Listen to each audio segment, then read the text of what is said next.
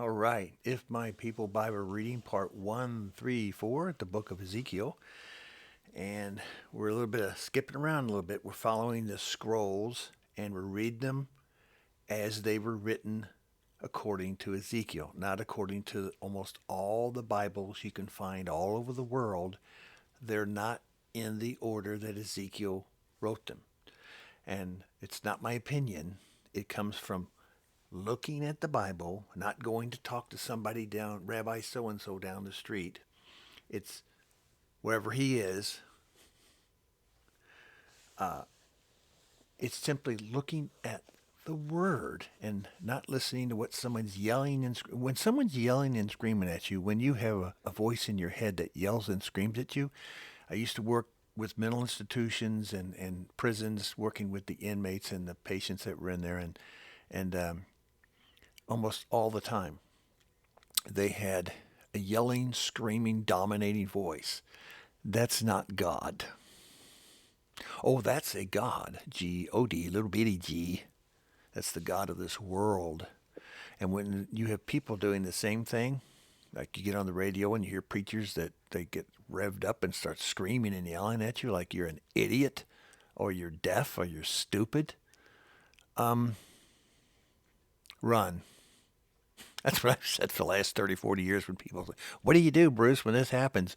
Run, run, hide, fight another day. T- Too much watching Braveheart anyway. Okay, part 134. In the 10th year, no, chapter 29. In the 10th year, in the 10th month, on the 12th day. That would be a Nissan. That would be somewhere around December on our calendars, around the 12th day of December. The word of Yahweh came to me. Son of man, set your face against Pharaoh, king of Egypt, and prophesy against him and all Egypt. And Hoprah, not Oprah, Hoprah was the Pharaoh.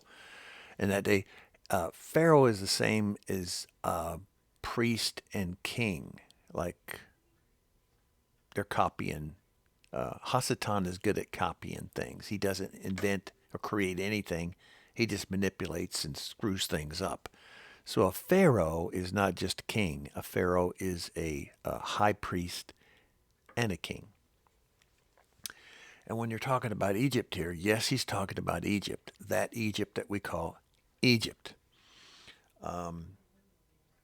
Verse 9. Egypt will become a desolate wasteland. They will know that I am Yahweh because you said the Nile is mine. I made it. In other words, they're bragging. They're bragging that they made this country. They made them, everybody rich. They made their own richness. They made their cities. They made their big, tall buildings. They built their battleships. No, they didn't have battleships in those days, but actually they did, made of wood. Therefore I am against you and against your streams, and I will make the land Egypt a ruin and a desolate waste from Migdol to Aswan as far as the border of Cush. Now, if you look at a map today, especially a topographical map from a top view, like from outer space and so forth, you see a vast, vast wasteland of North Africa. Now, if you look at satellite imagery that goes down into the earth, it can penetrate the deep down into the earth, the strata of the earth, the arets. You can see that there was at one time streams and rivers just as big as the Nile that were located a couple east of the Nile, because the Nile goes from the south to the north. It flows from the south to the north, empties out into the Middle Earth, which is the Mediterranean. That's what Mediterranean means, by the way, Middle Earth. And you can see that there were a dozen streams and rivers. And something happened a long time ago to those streams and rivers. Oh, look, it says right there. But remember, this is the Bible. It just doesn't talk about, it's not just a history book. It's giving you a vision of the future. Egypt today is the lands north and west of Jerusalem. That goes from up to Greece, Europe, Spain, England, all the way to the United States. That's the west. Okay. So when he says he's going to make things desolate because of sin, he's talking about you, your land. And what tribe are we in the United States? Ephraim, Manasseh, mostly Ephraim. And what do the 12 prophets, actually there's 16 prophets, what do the 12 minor prophets say about Ephraim when you read it, as we are going through? Not good, is it? So is it going to be fixed and we're all going to come to Jesus? Not according to the word. If everybody comes to Jesus, like all these name it and claim it preachers do, then we don't need a Bible, do, because it's false. We don't need to read the Old or New Testament anymore. Paul was just wrong. Paul, he was so confusing, wasn't he? That's what Peter said. But Peter didn't slam Paul. He just said, you need to pay attention to this guy. He's got some wisdom in him that we just don't understand. He's a little hard to understand. Well, when someone's hard to understand, you listen to him. When your dad's spanking you, you ever notice it when you're a little kid? Well, I guess they don't do that anymore, but you used to just cleave to your dad's leg, grabbing him and squeezing him as hard as you could while he's beating you. You're hoping that it would go away that way. The more you cling to him, the more you'll stop. These geographic photos are stunning to look at, but we're talking about the future. So now Yahweh's in chapter 29, in scroll number 4, is talking about now he's going to Egypt. He says, you, Jerusalem, you first. Now he's going to Egypt. You're next. Then he goes to Babylon. You're next. So in the order of things, it's going to fall. It's going to be you going to be you're going to be corrected. Babylon's going to be corrected. The Near East.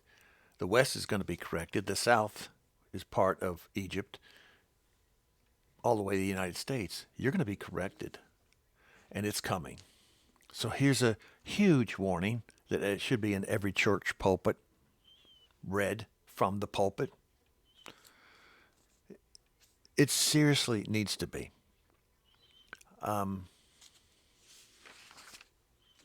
Scroll 4 is short. It goes from 29 to verse 16. Egypt. Egypt will no longer be a source of confidence for the people of Israel, but will be a reminder of their sin in turning to her for help. They will know that I am Adonai Yahweh. So he's talking about the people. Pay attention. The people of Israel. They're not in Israel. A lot of the people who are Jewish people in Israel are not Jewish, but they say they are. Okay? This is very, very important, Pastor Hagee and all you people who try to copy and try to kowtow down to what's being done in Israel. Yahweh's going to take care of Israel, the land, and he's going to take care of Israel, the people. And it's not going to be just taking care of them and hugging them, kissing them. Taking care of an errant child means discipline is coming. There's all kinds of discipline. So let's go to scroll 5. So now let's go back to chapter 26. And we read it. It was the 11th year in the first of the month. The word of Yahweh was to me, saying, Son of man, because Tyre's not a good word, because Tyre's a city and Tyre has a leader, and it's like HaSatan was one of these antichrists back then. There have been many of them. Has said against Jerusalem, Aha, she is shattered. The doors of the peoples, she has turned to me. I shall be filled. She is laid waste. Therefore, this is what Adonai Yahweh says. I'm against you, O Tyre, and I will bring many nations against you, like the sea casting up its waves. And the sea is mentioned in there because the people of Tyre, when Joshua entered the land after Moses died, there were people in that land, but guess what? They did not belong to that land. They were the sea peoples. They came from all over the world, and they were trading back and forth all the way up to that we know without any problem of fact, and that is the 10 mines were in England. So yeah, where did they get their tan? They didn't get it from Greece. They got it, and these ships went all over the world long before Eric the Red, long before Christopher Columbus, who sailed the ocean blue to find this land for me and you. None of that, none of that is accurate. How do we know? Take a look at the evidence that's out there. You listen to the word, and then you find it. It's easy to find it because you listen to the word and it gives you clues. It gives you mysteries. Mysteries, yes, there's mysteries in the Bible. Mysteries were meant to be solved. And so Yahweh's not hiding from those who seek. Those who seek will find. So, what is chapter 6 talking about? What is scroll 5 talking about? It's talking about the Westerners are going to be brought down. Again, this is a major prophet, Ezekiel, and he's going to the other 12 prophets and goes, most of them never talked to each other. They knew 1, 2, or 3 other prophets. They didn't know all of them. And they never met. And their scrolls were never interchanged on the internet or to the mail service, to the United States Postal Service. But somehow they perfectly mesh into each other. Isn't that interesting? That might be supernatural. So now it says here in chapter 26, verse 18, now the coastlands tremble on the day of your fall. The islands of the sea are terrified at your collapse. This is what Adonai Yahweh says. When I make you a desolate city, like the cities no longer inhabited, and when I bring the ocean depths over you and its vast waters cover you, then I will bring you down, and those who go down to the pit, to the people of long ago. This means earth ages 1 and 2. I will make you dwell in the earth below. All over the world, as I've been saying, there are hundreds, if not thousands, of gigantic underground caverns and facilities, man-made.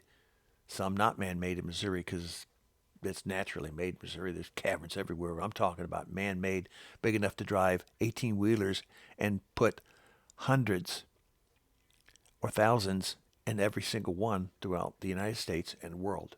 There's that much in trillions of dollars of your money's been spent, and you are not going in there. There's no plan whatsoever to take care of you through vaccines, through money, through funding, through food, through bunking and sleeping facilities, through protection, through power, through electricity. You're getting none of it. How do I know? Because I worked in those organizations for 40 years. Oh my gosh. Thousands and many truckers I saw go in and out of them. So there's thousands and thousands of truckers that know exactly what I am talking about. And you truckers out there who have responded, thank you. You know, it's like the most obvious thing in the world. And yet the general public, just especially the sound asleep Christians, a bunch of sheep, you can say it to them once, twice, 15, 30 times. They just don't care.